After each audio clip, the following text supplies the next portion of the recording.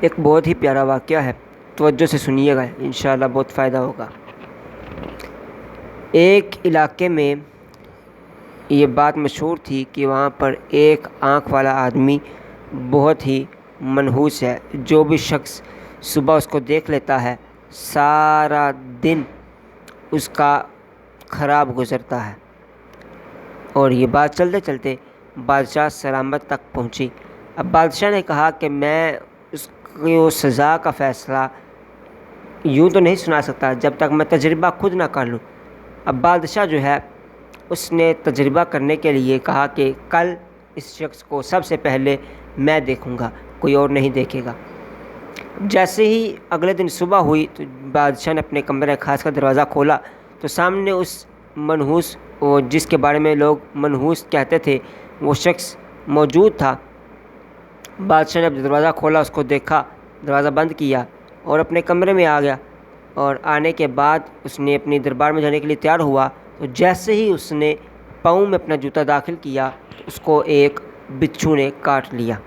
اب جیسے ہی بچھو نے کاٹا تو لوگوں نے جو ہے وہ بادشاہ سلامت کی طبیعت بگڑ گئی، اور جو آپ کے محل خاص کے درباری تھے، آپ کے جو وزیران خاص تھے اور جو آپ کے خادمان تھے، انہوں نے تو یہ شور مچا دیا کہ بادشاہ کو بچھو نے کاٹ لیا ہے، اور وجہ اس شخص کو ٹھہرانے لگے کہ اس شخص کی وجہ سے بادشاہ کو بچھو نے کاٹا ہے۔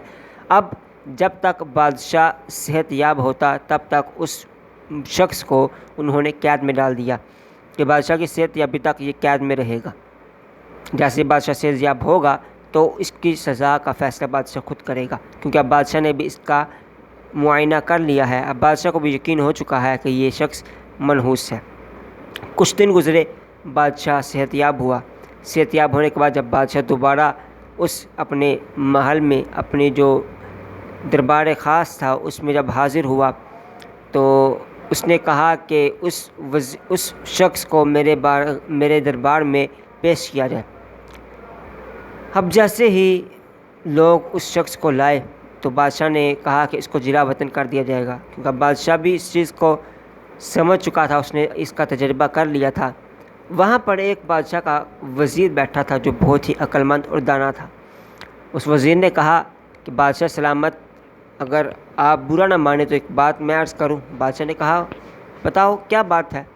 اس وزیر نے کہا کہ بادشاہ، بات دراصل یوں ہے کہ آپ نے صبح سب سے پہلے اس شخص کو دیکھا تو آپ کو بچھو نے کاٹ لیا، جس کی وجہ سے یہ منحوس ٹھہرا۔ بادشاہ سلامت معاف کیجئے گا، اس دن صبح سب سے پہلے اس نے آپ کو بھی دیکھا تھا، جس کی وجہ سے یہ اب تک قید میں ہے، اور اب شاید اس کو جلا وطن کر دیا جائے۔ تو بادشاہ سلامت مجھے بتائیے کہ منحوس کون ہے، یہ شخص یا آپ؟ بادشاہ نے جب یہ بات سنی تھوڑی دیر توقف کیا، سوچنے لگا۔ سوچنے کے بعد بادشاہ نے کہا بات تو اس کی ٹھیک ہے۔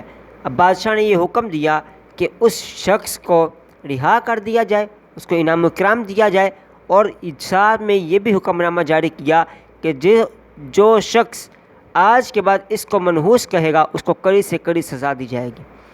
تو آپ کسی کو منحوس کہنے سے پہلے اس بات کو دیکھ لیا کریں کہ آیا کہ منحوسیت کا لفظ جو ہم استعمال کر رہے ہیں وہ اس کے لیے مناسب ہے یا نہیں ہے۔ ہم اگلی ویڈیو میں آپ کو بتائیں گے کہ کیا کوئی شخص منحوس ہوتا ہے یا نہیں ہوتا۔ انشاءاللہ اس کے بارے میں تفصیلاً گفتگو ہوگی۔ تب تک کے لیے اجازت چاہتا ہوں۔ السلام علیکم ورحمۃ اللہ وبرکاتہ۔ تو ہمیں یاد رکھیے گا، چینل کو سبسکرائب ضرور